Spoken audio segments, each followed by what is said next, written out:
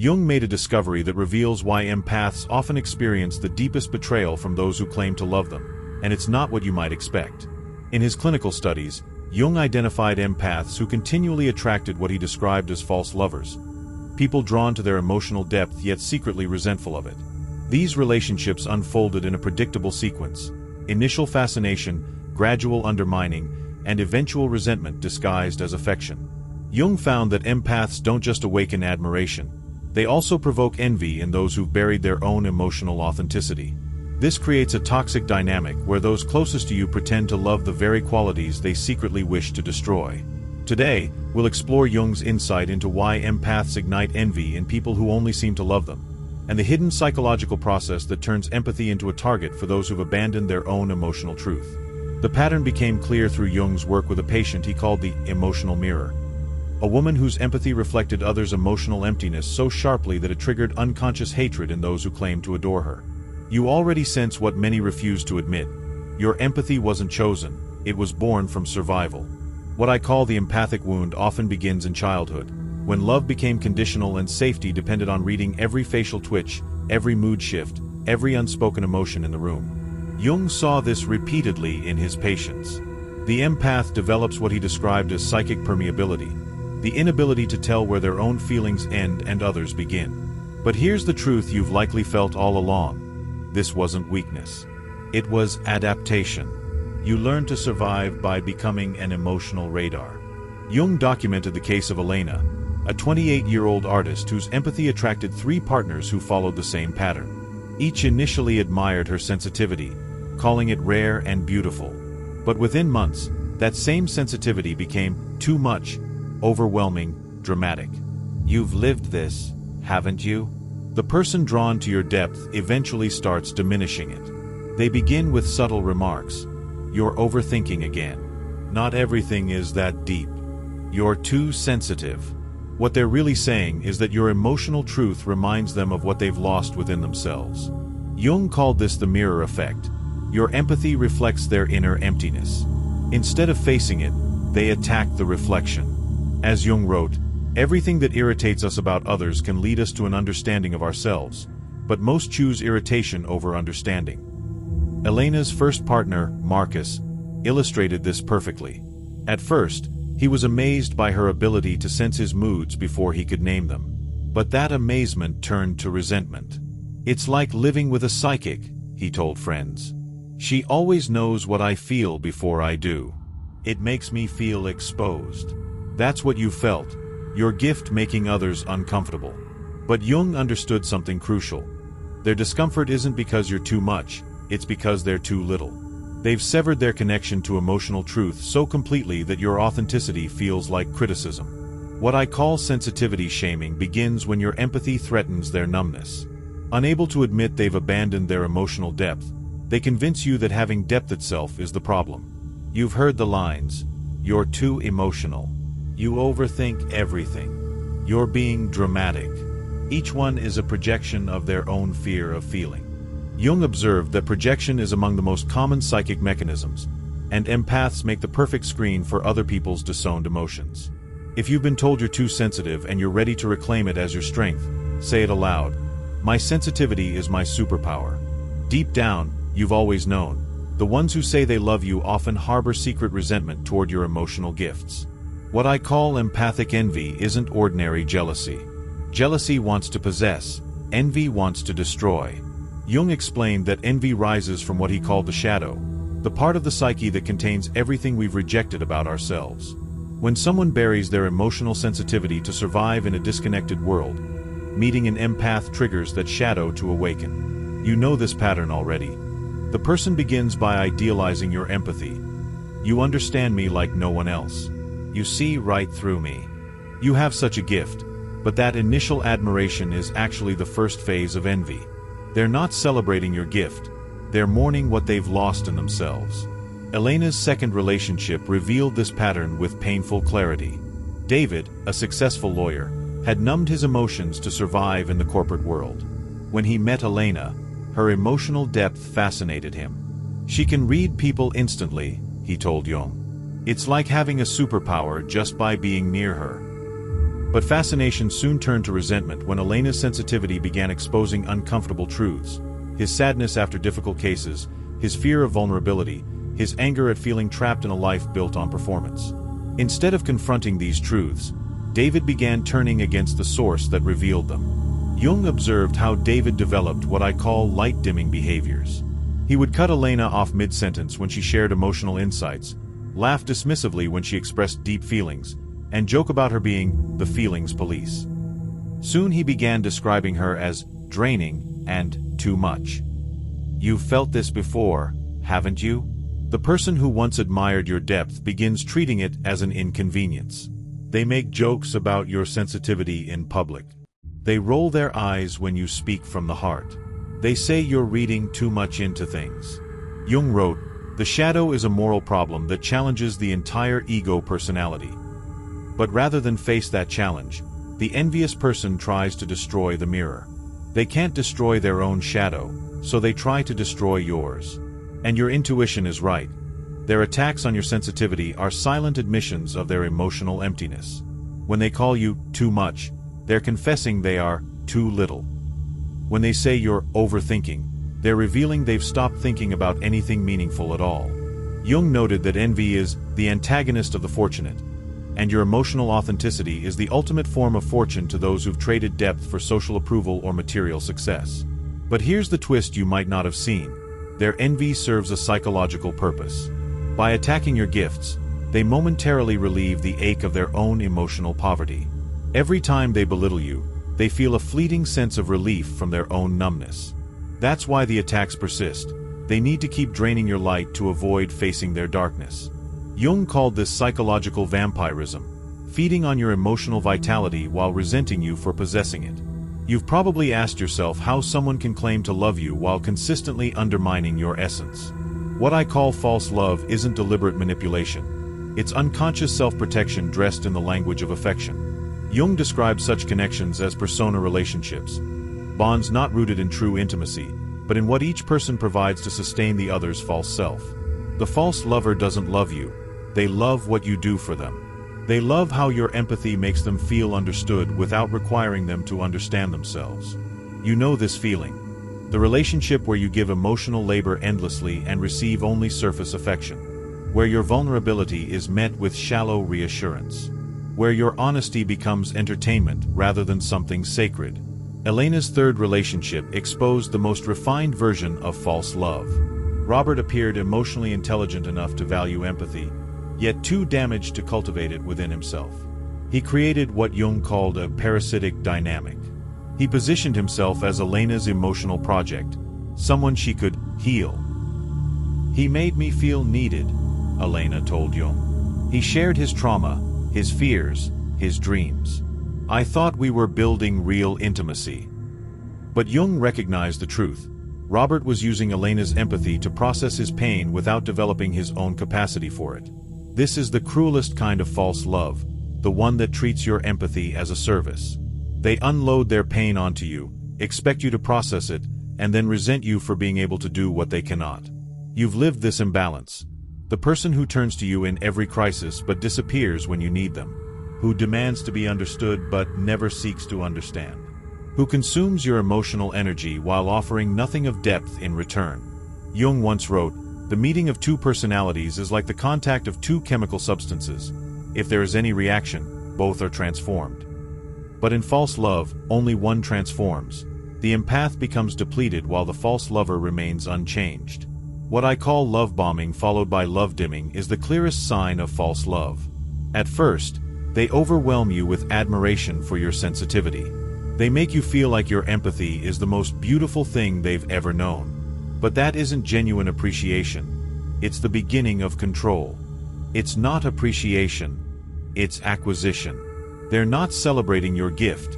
They're claiming it. Once they believe they've gained access to your empathy, they begin controlling and diminishing it, knowing deep down they don't deserve what they can't return. Jung observed, where love rules, there is no will to power, and where power predominates, love is lacking. False lovers are ruled by that will to power, the need to control your empathy for their emotional benefit while keeping it from exposing their own emptiness. You've felt this imbalance, the way they make you feel guilty for having needs, how they label themselves, the rational one, and you, the emotional one, how they frame your depth as instability and their shallowness as strength. If you've seen someone praise your empathy only to slowly suffocate it, say to yourself, I see through false love. What you've endured is what Jung called psychological poisoning, when false lovers convince you that your greatest strength is really your greatest flaw. I call this gift gaslighting, their main weapon against your empathic truth. Jung explained that projection is how people avoid confronting their own shadow. Instead of facing their emotional numbness, they project it onto you and call it logic. Instead of owning their fear of depth, they project it onto you and label your depth as instability. You already know the feeling, that subtle erosion of confidence in your perceptions, the creeping doubt about whether you are too sensitive, the quiet confusion that grows each time they criticize your empathy. Over time, their constant questioning makes you distrust the very compass that has guided you your whole life. Elena's relationship with Robert captured this process perfectly. He began with small seeds of doubt. Are you sure you're reading that right? Maybe you're projecting. I think you're overanalyzing. Each phrase was designed to make her question her intuitive clarity. And because empaths are naturally self-reflective, Elena began doubting herself. Maybe I am too sensitive, she told Jung. Maybe I do read too much into things. That's the cruelest part of empathic abuse. They weaponize your thoughtfulness. Your openness to seeing other perspectives becomes the very tool they use to make you distrust your own. Jung wrote, the most terrifying thing is to accept oneself completely. False lovers exploit this truth, convincing you that accepting your empathy means embracing a flaw rather than honoring a gift. What I call reality revision is their next tactic, the gradual rewriting of your empathic experiences. You sense their anger, and they insist they're not angry. You feel their withdrawal, and they claim nothing has changed. You detect resentment, and they accuse you of paranoia. You've lived this confusion. Your empathy reveals one truth, but they insist on another.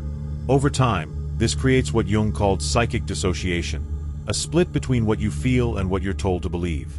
The goal of the false lover isn't to help you refine your empathy, but to make you abandon it altogether. They want you to distrust your intuition and depend entirely on their version of reality. Jung wrote, the privilege of a lifetime is to become who you truly are. But false lovers make you believe that who you are is something broken, something that needs fixing. And you've probably seen how their projection escalates. First, they question specific insights, then your empathy as a whole, and finally your emotional stability. It's a progression meant to make you doubt yourself completely and surrender to their narrative. But deep down, you've always known better. Even in your most uncertain moments, your empathy has been right more often than wrong. The truths you've sensed, though uncomfortable, have consistently revealed themselves over time. Your emotional intuition has shielded you from countless situations your logic would have overlooked. Jung understood that your vision becomes clear only when you look into your own heart. Who looks outside dreams, who looks inside awakens. The false lover tries to convince you that looking inward is dangerous, that trusting your heart is foolish, that awakening is delusion. But their projection is always confession. When they call you unstable, they're exposing their own instability.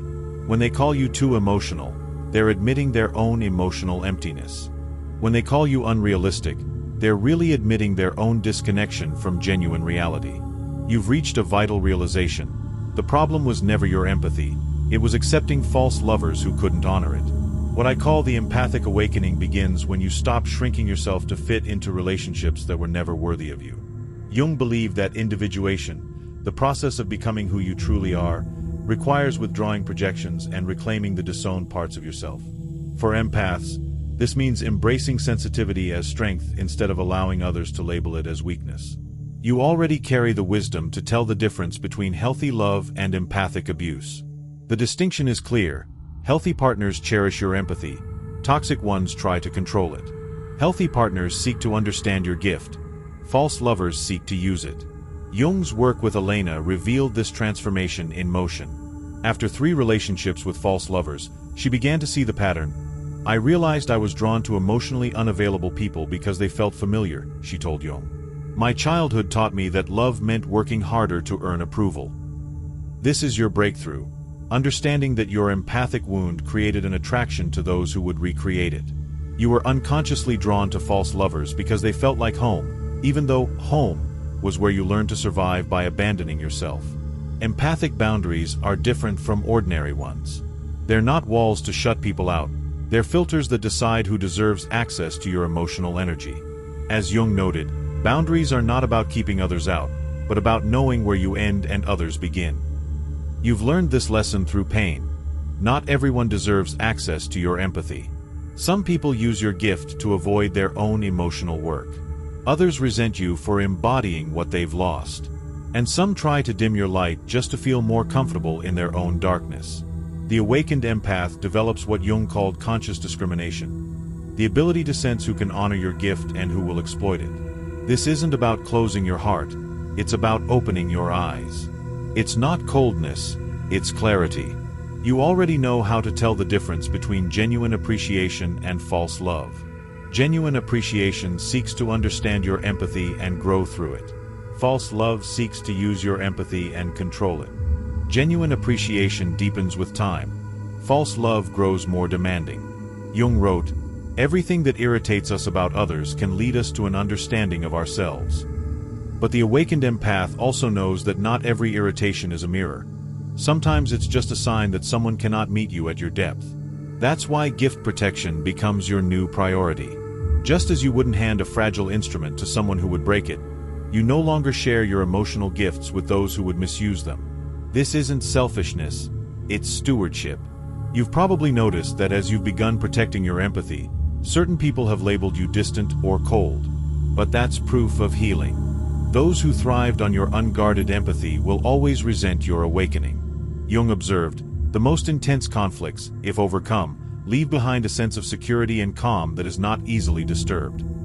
When you consciously integrate your experience of empathic abuse, it gives you an unshakable trust in your perceptions. If you've reached the point where you protect your empathy and no longer doubt its worth, say to yourself, "I guard my light fiercely now." You've arrived at what Jung described as the highest form of psychological evolution, what I call sovereign empathy. This is empathy that flows from strength, not from wound. That gives from abundance, not depletion. That connects from wholeness, not need. The sovereign empath unites deep feeling with clear discernment. You can care deeply without losing yourself. You can love authentically without accepting harm.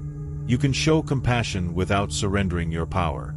As Jung wrote, the acceptance of oneself is the essence of the whole moral problem and the epitome of a whole outlook on life. For empaths, this means embracing both your sensitivity and your strength. You are not fragile because you feel deeply. You are powerful because you feel truthfully. You've learned to separate empathy from codependency. Empathy connects you to others while keeping you rooted in yourself. Codependency dissolves your center to serve others' dysfunction. Empathy deepens connection. Codependency feeds dysfunction.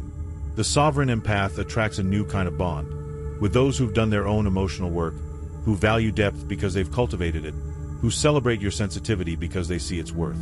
Jung wrote, "Where love rules, there is no will to power, and where power dominates, love is absent." The sovereign empath recognizes true love by its absence of control.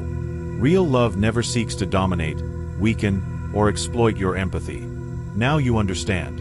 Your experiences with false lovers weren't failures, but initiations. Each toxic bond taught you how to tell authentic love from imitation. Every encounter with envy revealed the contrast between your emotional truth and others' emptiness. What I call empathic mastery is using your sensitivity as your compass in life. Your empathy tells you which paths nourish you and which drain you. It shows which people honor your truth and which seek to use it. You've become the hero of your own story, no longer a victim of envy, but the ruler of your empathic kingdom. You decide who may receive your light. You choose connections that celebrate, not merely tolerate, your depth. Jung said that our task isn't to seek love, but to uncover the barriers we've built against it. For empaths, the main barrier is accepting someone else's definition of love instead of trusting your own inner knowing of what love feels like. Your path, from wounded empathy to sovereign power, is complete. Jung's insight showed that your empathic story isn't a personal flaw, but an archetypal journey. You're not the first empath drawn to false lovers, and you won't be the last. But you can end the cycle by refusing love with conditions. Your empathy was never the issue. The real problem was living among people who forgot how to feel, and resenting you for remembering. Your sensitivity isn't something to heal from, it's something to heal with. You've learned to recognize envy disguised as love, projection masked as care, and manipulation wrapped in affection. You've reclaimed your empathy as sacred, not shameful. You've become guardian of your emotional truth. Jung believed that individuated people become light for others still lost in the dark. Your evolution from wounded to sovereign empath not only heals you, but guides others who need to see that such transformation is real. Here's the most essential truth. Trust your empathic intelligence completely. When something feels wrong, look closer. When actions don't match words, trust the actions. When your intuition says someone is safe or unsafe, listen, no questions asked. Your empathy is a treasure, not a burden. The right people will treat it with reverence. Those who don't were never meant to stay. Your journey continues as a sovereign empath, one who knows the difference between love that uplifts and love that drains. You attract those who honor your gifts because you've learned to honor them first. As Elena finally told Jung, I realized my empathy wasn't weakness disguised as strength. It was strength others tried to disguise as weakness. That's your truth, too. If this resonated with your empathic path, check out my other video on Carl Jung, How to Never Get Angry or Bothered by Anyone, where we explore his methods for maintaining emotional sovereignty in a world that misunderstands sensitivity. If you've seen yourself in this transformation and are ready to live as a sovereign empath, comment, I choose authentic love over false comfort. Thanks for watching. See you in the next dimension.